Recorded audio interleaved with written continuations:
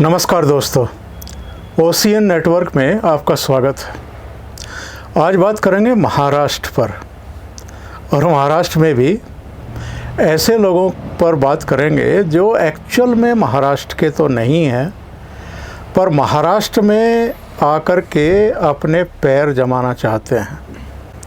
ये कौन लोग हैं? आम आदमी पार्टी के अरविंद केजरीवाल, मुलायम सिंह यादव, उनकी पार्टी अखिलेश यादव, मायावती? नहीं, एक और ऐसे ही व्यक्ति ट्राई कर रहे हैं महाराष्ट्र में पैर जमाने की।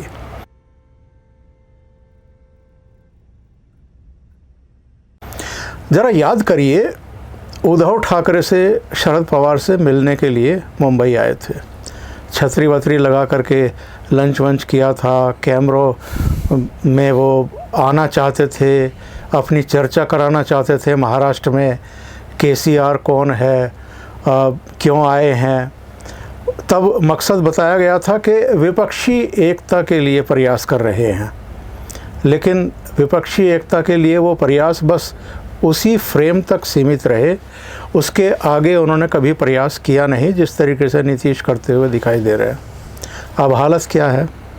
मैं और औरंगाबाद यानी संभाजी नगर, जिसको अब संभाजी नगर बोलते हैं, वहाँ आया, और जब मैं सड़कों पर जा रहा था एक से दूसरी जगह पे, तो सड़कों के दोनों तरफ केसीआर के फ़ोटो अटे पड़े हैं। अब की बार किसान सरकार, तो समझ में आता है कि ये केसीआर चाहते क्या हैं। अब मैंने मालूम किया कि भाई यहाँ से तेलंगाना कितनी दूर है, हैदराबाद कितनी दूर है, और महाराष्ट्र में अचानक इनकी इतनी दिलचस्पी कैसे हो गई है। तो बहुत सारे सवालों के जवाब तो मुझे मिल गए हैं, बहुत सारे सवालों के जवाब नहीं मिले हैं। तो जिनके नहीं मिले हैं उनके जवाब लेने के लिए ही मैं इस समय हूँ सुशील कुलकर्णी के साथ, जो महाराष्ट्र के बहुत ही माहीन जानकार हैं यहाँ की पॉलिटिक्स के, और आपका तो जाना पहचाना चेहरा है। महाराष्ट्र में इस समय उनका चैनल खूब देखा जाता है। सुशील जी, बहुत स्वागत है। नमस्ते। ये बताइए, ये केसीआर को क्या हुआ है? कोई गलतफहमी हुई है? कोई उनको स्पार्क होते हुए दिखाई दे रहा है, या ज़मीन पर कुछ इस तरह के संकेत उनको मिले? हालांकि ज़मीन पर तो वो अभी उतरे भी नहीं होंगे, आकर के यहाँ पे लोगों के बीच गए भी नहीं होंगे, सभाएं या उस तरीके से इंटरेक्शन किया भी नहीं होगा, पर उनके पोस्टर तो ऐसे लग रहे हैं जैसे दक्षिण भारत के राज्यों में हमें सिनेमैटिक एक तौर तरीका दिखाई देता है वहाँ के पॉलिटिशियन का, कि बहुत बड़े बड़े आकार के आप पोस्टर लगा दीजिए और रातों रात जो है आप छाने की कोशिश करिए। इसके पीछे की मानसिकता क्या है और इनका इरादा क्या है? कुछ नहीं, दो चीज़ें हैं। एक है अहम और एक है वहम। अहम ये है कि मैं जो तेलंगाना में कर सका, अपनी सत्ता ला सका, ये देश के किसी भी राज्य में कर सकता हूँ, बात किसानों की कर कर। वहम ये है, मतलब अहम वाली बात तो, अहंकार वाली बात तो है, और वहम ये है कि लोग मेरे पीछे तेलंगाना की तरह ही आ सकते हैं। टीआरएस को बीआरएस बनाकर उसी अपनी छवि को पूरे देश में वो कर सकते हैं, ऐसा उनको लग रहा है। इसी अहम और वहम के कारण केसीआर महाराष्ट्र में अपने पैर जमाने की कोशिश कर रहे हैं।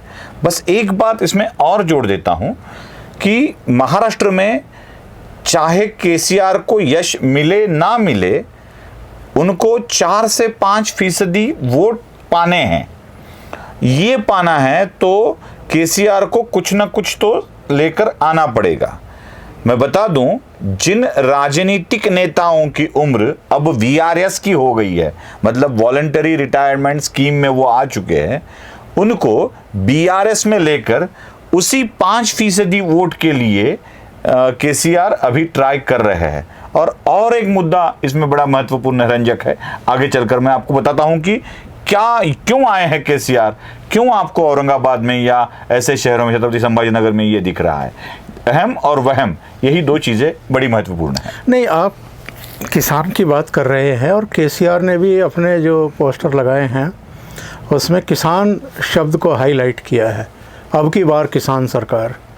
तो एक तो मैं ये जानना चाहता हूँ कि तेलंगाना के किसानों को क्या ये पूरी तरीके से संतुष्ट कर चुके हैं या गरीबी से, लाचारी से उबार चुके हैं, वहाँ के किसान क्या अब संपन्न हो चुके हैं?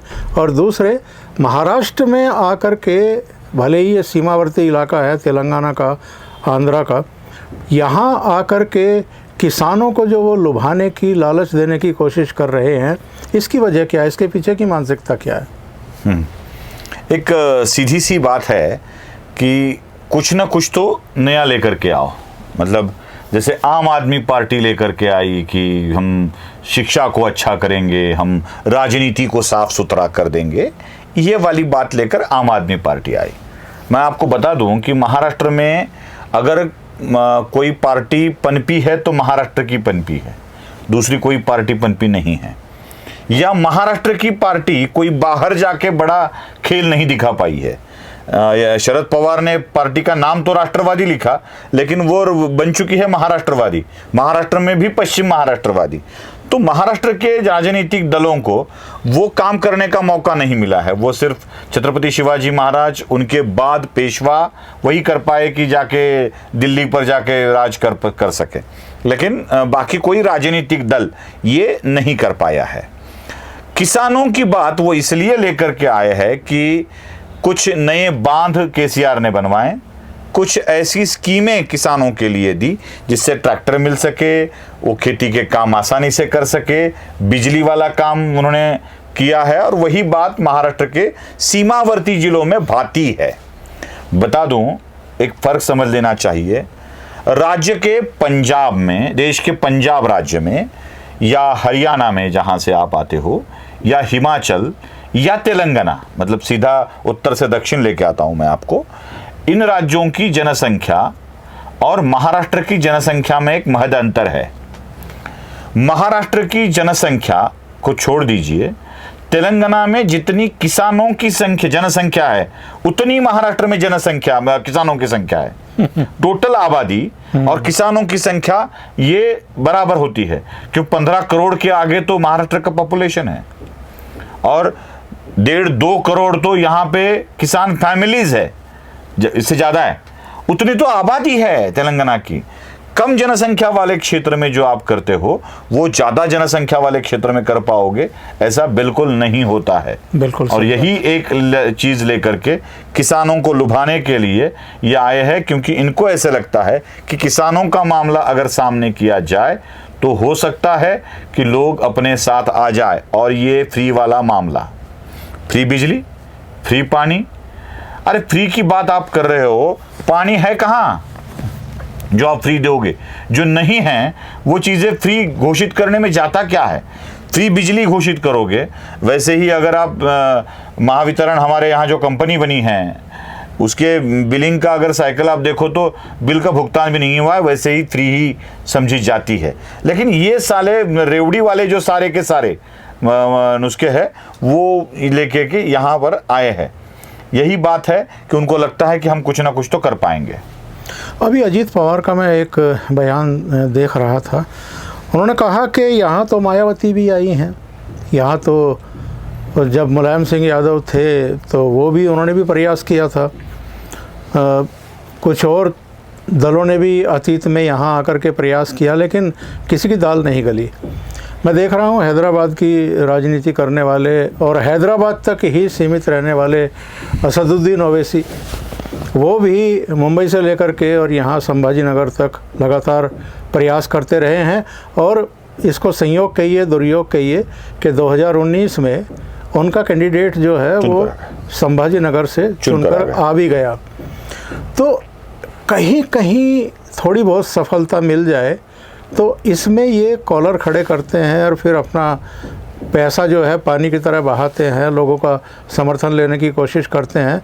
लेकिन जैसा आपने कहा है कि जो ये फ्री की राजनीति है, क्या ये सिरे चढ़ पाएगी? और नंबर 2, ये जो फ्री की पॉलिटिक्स है, क्या ये राज्यों की राजनीति को दूषित और प्रदूषित नहीं कर रही है?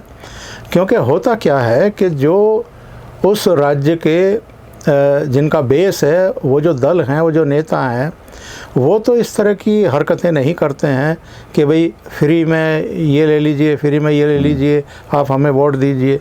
महाराष्ट्र में भी मैं देख रहा हूँ, ना ये रोग यहाँ के राजनीतिक दलों को रहा है, ना यहाँ के मतदाताओं को रहा है। तो ये जो अरविंद केजरीवाल टाइप या चंद्रशेखर राव केसीआर जो है, ये आते हैं और ये फ्री की बात करते हैं केवल इसलिए कि क्योंकि इनका यहाँ बेस नहीं है, तो अपना बेस इस तरीके से बनाना चाहते हैं। बहुत ही दो बातें इसमें आपने कही है। उसमें से पहली बात का राजनीतिक, जो अजीत पवार का रेफरेंस देके आपने बोला था कि अजीत पवार ने कहा है कि यहाँ कोई पार्टी पनपी नहीं है। समाजवादी पार्टी ने ट्राई किया, बस एक ही विधायक मुंबई से उनका चुन के आ सकता है, 1 या 2, बस उसके आगे नहीं जाता है। हम मायावती की बात करते हैं तो मायावती को कतई यश नहीं मिला है। ना आम आदमी पार्टी को कभी यहां पर लक्षणीय यश प्राप्त हुआ है, मतलब कहीं सेकंड पोजीशन पे है, कहीं थर्ड पोजीशन पे है आम आदमी पार्टी का कैंडिडेट, ऐसे बिल्कुल नहीं हुआ है। ना विधायक, ना सांसद, ना पार्षद, किसी भी लेवल पे आम आदमी पार्टी को यह यश नहीं मिला है। यहां तक कि जोड़ तोड़ करके भी बाहर के लोगों को साथ जोड़कर प्रकाश आंबेडकर ने वंचित बहुजन आघाड़ी बना ली, उसको भी कोई यश नहीं मिला है। 1-2 जगह पर वो सेकंड पोजीशन पे रहे, लेकिन उतना बड़ा यश उसको नहीं कहा जाता। अब जो छत्रपति संभाजीनगर की सीट पर ओवैसी के पार्टी के इम्तियाज जलील जो चुन के आए, और धुलिया से एक विधायक आए, मुंबई से एक विधायक आए, इन तीनों का यश एमआईएम का यश माना जाए तो आपको ये कारण मिल जाता है, लिंक मिल जाती है आपको कि क्यों आ रहे हैं केसीआर। आपने कहा कि हैदराबाद की पार्टी और हैदराबाद की सीमित ही पार्टी, जो हैदराबाद के लिए गले की हड्डी बन चुकी है केसीआर के लिए, बिल्कुल। अब इस पार्टी को रोकना है तो जाकर जहां जहां एआईएमआईएम अपना पैर जमाने की कोशिश कर रही है, वहां वहां जाके केसीआर उसको उखाड़ने की कोशिश कर रहे हैं। मैं आपको बता दूं कि केसीआर के साथ जितने भी लोग जुड़ चुके हैं, वो एआईएमआईएम से त्रस्त है या मुसलमान हैं। दलित मुस्लिम की राजनीति करते हुए केसीआर यहां पर आए हैं। और छत्रपति संभाजीनगर में आपको बड़े पोस्टर दिखेंगे, अहमदनगर के रास्ते पे आपको बड़े, जिसका नाम अभी अहिल्यानगर किया गया है, जी। उसमें आपको बड़े पोस्टर दिखेंगे। आप मुंबई में जाओगे तो वहां पर भी आपको थाने या उनके जो विधायक चुनकर आते हैं वहां पर दिखेंगे। नासिक में आपको दिखेंगे क्योंकि वहीं से एक विधायक आता है। नांदेड़ में आपको दिखेगा क्योंकि नांदेड़ में एआईएमआईएम ने बड़ी अच्छी सफलता हासिल की है लोकल नगर निगम के चुनाव में। जहां जहां एआईएमआईएम अपने पैर जमाने की कोशिश कर रहा है या जहां जहां वो पैर जमाने की कोशिश कर सकते हैं, मुस्लिम आबादी का जो जहां पे 15% से अधिक हिस्सा है, जी, वहां पे जाकर ये अपने पैर जमा रहे हैं। असल में इनका उद्देश्य महाराष्ट्र की राजनीति में पैर जमाने से ज्यादा है कि ओवैसी का ध्यान हैदराबाद से थोड़ा सा हटे, बटे और वो महाराष्ट्र में जाए।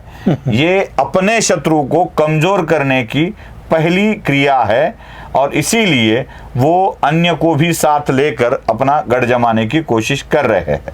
ये वाले आपके पहले सवाल का जवाब है। जी। दूसरा आपने जो पूछा था कि क्या महाराष्ट्र के लोगों को ये फ्री वाला चस्का नहीं है, क्या हो सकता है कि महाराष्ट्र इसमें बलि चढ़ जाए या कह दे कि नहीं चाहिए।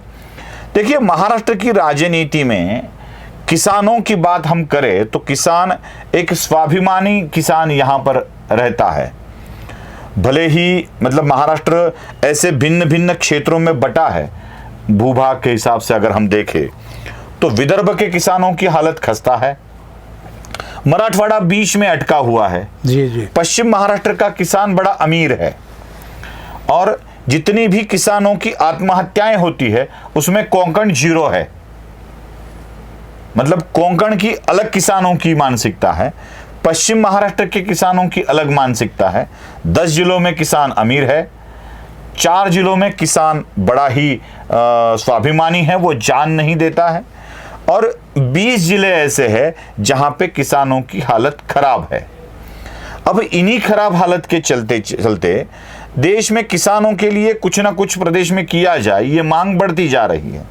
अब तक की सरकारों ने कभी लोन माफ करवा दिया है, कभी बिजली की व्यवस्था, बिजली के बिल माफ कर दिए हैं, कभी कुछ और, जैसे केंद्र किसानों के लिए सम्मान निधि देती है, वैसे महाराष्ट्र में भी उतना ही हिस्सा महाराष्ट्र की सरकार ने देकर अभी अपना और हिस्सा बढ़ा दिया है। ये वाला चल रहा है, लेकिन सारी बातें फ्री लेकर करने की किसानों की आदत नहीं है।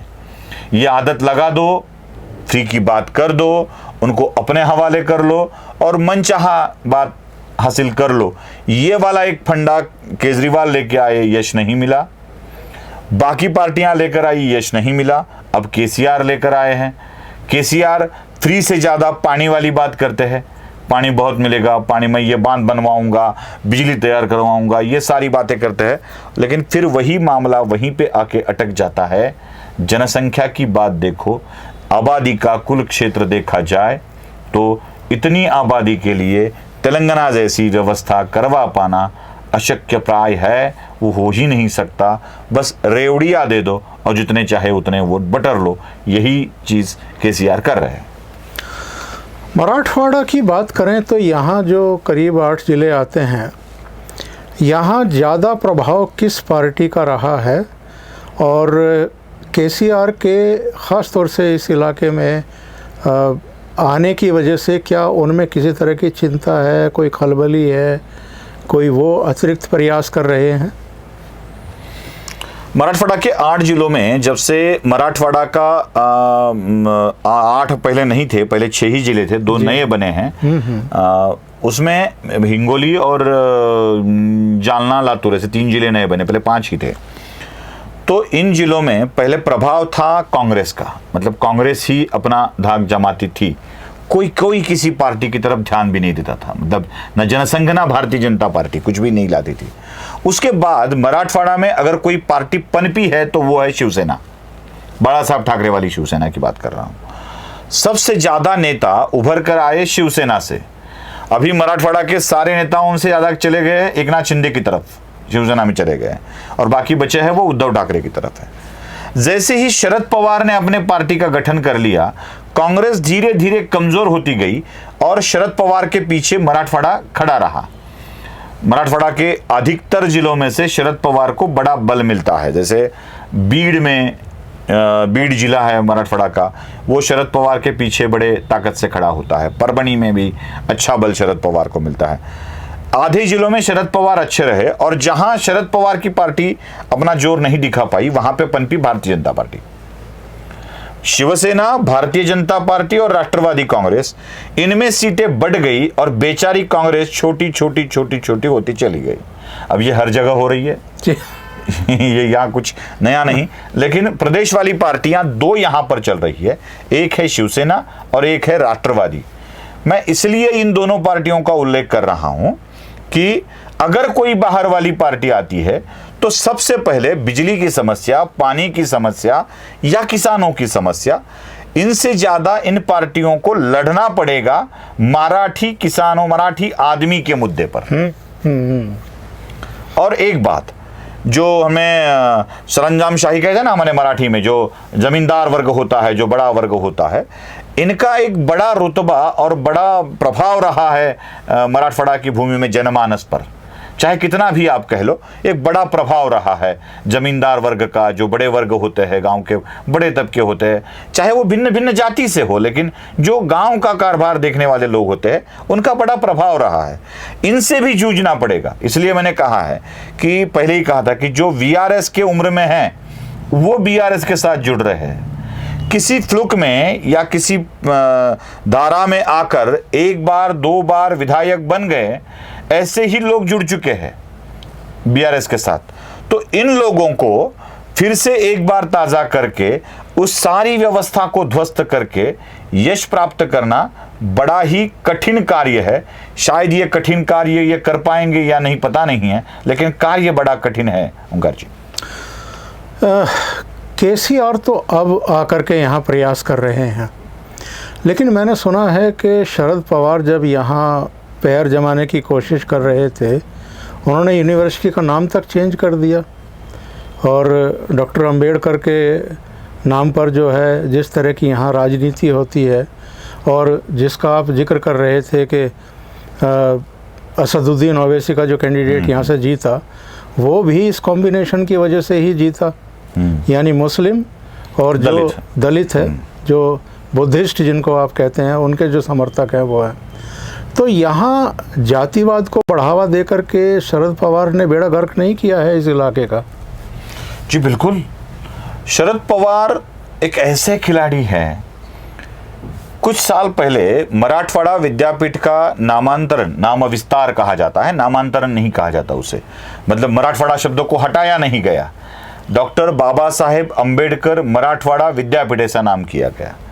सबको याद दिला दूं, नई पीढ़ी को याद नहीं होगा ये, जो मराठवाड़ा विद्यापीठ था, यूनिवर्सिटी, मराठवाड़ा यूनिवर्सिटी जिसे कहा जाता था, वो महाराष्ट्र मराठवाड़ा के 8 जिलों के लिए थी। और जब इसका नामांतरण किया गया तो ये बनी मराठवाड़ा के आधे हिस्से के लिए। बिल्कुल सही। क्योंकि उसी वक्त नांदेड़ में मराठवाड़ा मुक्ति संग्राम के लिए, हैदराबाद मुक्ति संग्राम के लिए लड़ने वाले स्वामी रामानंद तीर्थ जी के नाम पर एक नई यूनिवर्सिटी बना दी। नांदेड़, लातूर और साथ ही साथ परभनी, हिंगोली, इन 4 जिलों को शामिल कर दिया उस यूनिवर्सिटी में। मतलब नाम तो दे दिया लेकिन कार्यक्षेत्र आधा कर दिया। देखिए शरद पवार की राजनीति देखिए, वहां के लोगों को बताया कि हमने तो आपके लिए अलग यूनिवर्सिटी बना दी, अभी आपको क्या दिक्कत है। इन लोगों को बोल दिया कि देखो मैंने नाम बदल दिया, आप जो बरसों से चाहते थे वो मैंने कर दिया। इनकी भी रखी, उनकी भी रखी, ये भी खुश, वो भी खुश। आधा अधूरा नाम विस्तार करके शरद पवार ने दोनों नगरों पर अपने हाथ रख दिए हैं। और यही चाल शरद पवार बरसों से मराठवाड़ा की राजनीति में खेलते आए हैं। मैंने जिस जमींदार या सरंजाम वर्ग का उल्लेख किया ना, वो अब तक सारे के सारे, मैं ये बरसों से कहता आया हूं कि राष्ट्रवादी कांग्रेस पार्टी एक अमेरिकन संघराज्य है। ओंकार जी, जी जी, मतलब संघराज्य बना और उसने राज्य बना लिया, ऐसा नहीं है। भारत की तरह राज्य एकत्र आए, उन्होंने अपना यूनाइटेड स्टेट्स ऑफ अमेरिका बना लिया, कुछ अधिकार दे दिए। वैसे इन सारे जमींदारों का पक्ष है नेशनलिस्ट कांग्रेस पार्टी। ये अपने हित के लिए इकट्ठा आके शरद पवार को नेता मानते हैं। तो इन्हीं के हितों की रक्षा करने के लिए शरद पवार हमेशा काम करते हैं और बात दलितोद्धार की करते हैं। ना कभी हुआ है, ना कभी होगा, बस भटकाने के लिए, भड़काने के लिए ये सारी चीजें बताई जाती है। अच्छा, मराठवाड़ा की अगर राजनीति की बात करें तो अब 2024 का लोकसभा चुनाव कोई बहुत दूर रह नहीं गया है। तमाम दल अपनी अपनी रणनीति बनाने में जुट गए हैं। अभी जे न्यूज़ का एक सर्वे भी आया था, विधानसभा चुनाव को लेकर के आया था कि अगर आज चुनाव हो जाएं तो भारतीय जनता पार्टी और शिवसेना की जो युति है एक नाथ शिंदे के नेतृत्व में, उसको तो करीब करीब दो तिहाई बहुमत तक जो है मिल सकता है। मराठवाड़ा की क्या सिचुएशन है यहाँ? चूँकि आप बैठे हैं तो आप बहुत बेहतर तरीके से बता सकते हैं कि यहाँ का पल्स क्या कह रहा है मतदाताओं का। देखिए, हम कितने भी 48 लोकसभा सीटें, नहीं 6, यहाँ पर 8 है लोकसभा की सीटें जी, और 48 है विधानसभा की सीटें, मतलब एक लोकसभा क्षेत्र में 6 आती है। मराठवाड़ा के हिसाब से देखा जाए तो 2 सीटें ऐसी है जो एक विदर्भ से ली गई है, यवतमाल डिस्ट्रिक्ट से लोकसभा क्षेत्र में, और एक पश्चिम महाराष्ट्र से ली गई है। मतलब उमरखेड़ नाम की एक सीट विदर्भ से ली गई है और बार्शी नाम की एक सीट इधर से ली गई है। तो 48 में 2 निकाले जाए तो 46 विधानसभा सीटें मराठवाड़ा में आती है। आज की तारीख में सबसे बड़ी पार्टी के रूप में भारतीय जनता पार्टी है, जिसको सबसे ज़्यादा सीटें मिली है। लोकसभा में भी भारतीय जनता पार्टी ने कांग्रेस के मुख से अपनी कुछ जगह निकाल ली है। मतलब जालना तो भारतीय जनता पार्टी को मिलता ही है, लातूर भी भारतीय जनता पार्टी को नहीं मिली है। नांदेड़ जो अशोक चौहान की सीट थी, लातूर विलासराव के गढ़ से सीट निकाली है, नांदेड़ वाली सीट अशोक चौहान के गढ़ से निकाली है। बीड़ और जालना ये तो बीजेपी का गढ़ रह चुका है, 4 सीटें तो ये हो गई। बाकी जगह पर शिवसेना जीती है मतलब एक धाराशिव, जिसे उस्मानाबाद पहले कहा जाता था, परभणी वाली सीट, ये सारी सीटें ऐसी है जो शिवसेना जीतती आई है। आज भी देखा जाए तो यही कॉम्बिनेशन हमेशा रहता है। मैं आपको बता दूं ओंकार जी कि ये जो हम कॉम्बिनेशन या किसी भी मतलब हम लोग जो एनालिसिस करते हैं या बताते हैं, वो इस आधार पर बताते हैं कि कहीं जाके सर्वे करने की ज़रूरत नहीं होती है। जी जी। अगर हम अभ्यास भी कर ले तो क्या होता है, मराठवाड़ा की 8 सीटों में से, लोकसभा की 8 सीटों में से 2 सीटें ऐसी है जिसमें शहर का प्रभाव है। उन सीटों पर शहर का प्रभाव पड़ता है, नांदेड़ वाली और संभाजीनगर वाली।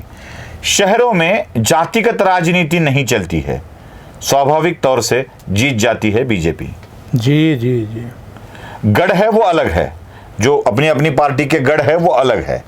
वैसे ही अगर हम रिजर्वेशन वाली सीट देखें तो हर जिले में एक तो रिजर्व कोटा की सीट है।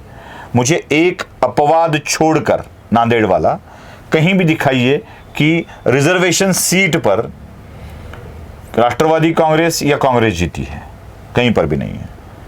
मतलब 8 जिले हैं रिजर्वेशन की, महाराष्ट्र में कम से कम 40 सीटें होगी जो रिजर्व कैटेगरी में आती है। जी जी। तो इन कैटेगरी में इनको यश नहीं मिलता है। वैसे ही शहरी इलाकों में भी इनको यश नहीं मिलता है। सारी शहरों को देखे तो यश आपको नहीं दिखेगा। मतलब वैसे भी भारतीय जनता पार्टी इन 46 जगहों पर 8 जगहों पर 4 जगह और 46 जगहों पर 17 सीटों पर जीतने ही वाली है। आगे क्या होगा, वो आगे कितना फर्क पड़ता है वो देखेंगे। शिंदे को भी ऐसी ही यश मिलने वाला है।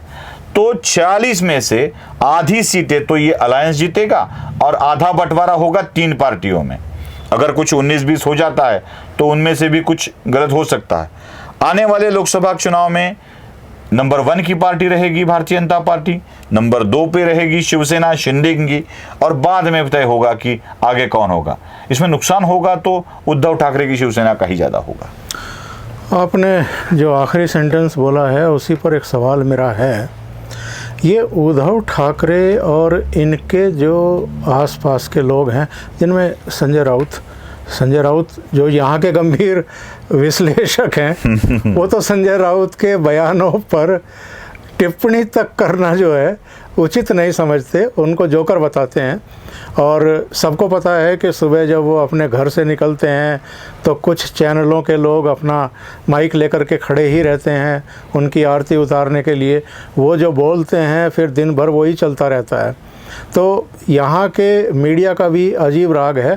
पर मेरा सवाल ये है कि जिन वजहों से उद्धव ठाकरे की पार्टी टूटी, और मामूली नहीं टूटी है, 2/3 MLA टूट गए, 2/3 MP टूट गए, जो इनके पदाधिकारी हैं उनमें भगदड़ मची हुई है। यहाँ तक कि अभी मनीषा कायंदे वो अभी विधान परिषद से टूट करके इधर आ गई हैं शिंदे गुट में। और अब तो विधान परिषद में भी ये सवाल खड़ा हो गया है कि नेता प्रतिपक्ष किसका रहेगा, NCP का रहेगा या उद्धव ठाकरे की पार्टी का रहेगा। ये एक नया झगड़ा शुरू हुआ है। पर मैं ये जानना चाहता हूँ, इतना बड़ा लॉस जिसकी वजह से उनकी कुर्सी चली गई, MVA सत्ता से बाहर हो गया, उनकी अपनी पार्टी में इतना बड़ा विद्रोह हो गया, एकनाथ शिंदे चीफ मिनिस्टर बन गए, ये क्या ठंडे दिमाग से सोचने को तैयार नहीं है कि ये सब हुआ क्या, क्यों है, कारण कौन से हैं जिनकी वजह से इतनी बड़ी संख्या में लोग बगावत करके मूल पार्टी छोड़ करके चले गए। और उस पार्टी से मातोश्री का जो एक रुतबा हुआ करता था उसकी परवाह किए बिना। तो अभी भी जब कायंदे गई छोड़ करके तो संजय राउत क्या कह रहे हैं कि ये सब कूड़ा कचरा है। तो ये जो गाली गलौज की लैंग्वेज है, क्या कभी ये सुधरेंगे, ठंडे दिमाग से सोचेंगे कि कौन से बड़े पाप हुए हैं इनसे जिनकी वजह से एक इतनी अच्छी खासी विरासत थी उसको इन्होंने गंवा दिया। पहले तो मैं आपको एक करेक्ट करता हूँ, मतलब मुझे नहीं करना चाहिए, अब अनुभव ही है, लेकिन जो शब्द करेक्ट करता हूँ, उद्धव की पार्टी टूटी कहा आपने। उद्धव से पार्टी छूटी, अब छूट गई, वो टूट नहीं गई है, छूट गई है, उद्धव के हाथों से निकल गई है। ये पार्टी ना तो जिन्हें वो गद्दार कहते हैं उनके कारण छूटी है, ना किसी संजय राउत के कारण छूटी है। ये छूटी है उद्धव ठाकरे के हाथों से, उद्धव ठाकरे के ही कारण छूटी है। क्योंकि अपने काम के लिए किन लोगों को लगाना चाहिए ये उद्धव ठाकरे को समझ में आना चाहिए। अगर आप सो रहे हो और मक्खियां उठाने के लिए बंदर को बिठा रहे हो तो तलवार लेकर बंदर आपकी नाक ही काटेगा। वो कहानी है ना पुरानी वाली, हाँ, तो तलवार लेकर बंदर आपकी नाक ही काटेगा। तो उसी तरह से उद्धव ठाकरे की नाक काटने का काम उद्धव के इर्द गिर्द के लोगों ने ही किया है। मनीषा कायंदे जो निकलकर चली गई है वो खुद उद्धव से नाराज होकर नहीं गई है, उद्धव ने रखे हुए लोगों के कारण नाराज होकर चली गई है। जो सुषमा अंधारे पीठ पीछे से आई और मनीषा कायंदे जैसे जिम्मेवार विधायक पर ही अपना अधिकार जमाने लगी, आदेशित करने लगेगी, तो क्या होगा? सोचिए, जो सुषमा अंधारे महिलाओं पर गलत गलत आरोप लगा रही है, गंदे गंदे शब्दों में आरोप लगा रही है, वो अपनी ही पार्टी के महिलाओं पर उसी तरह के आरोप लगा रही है।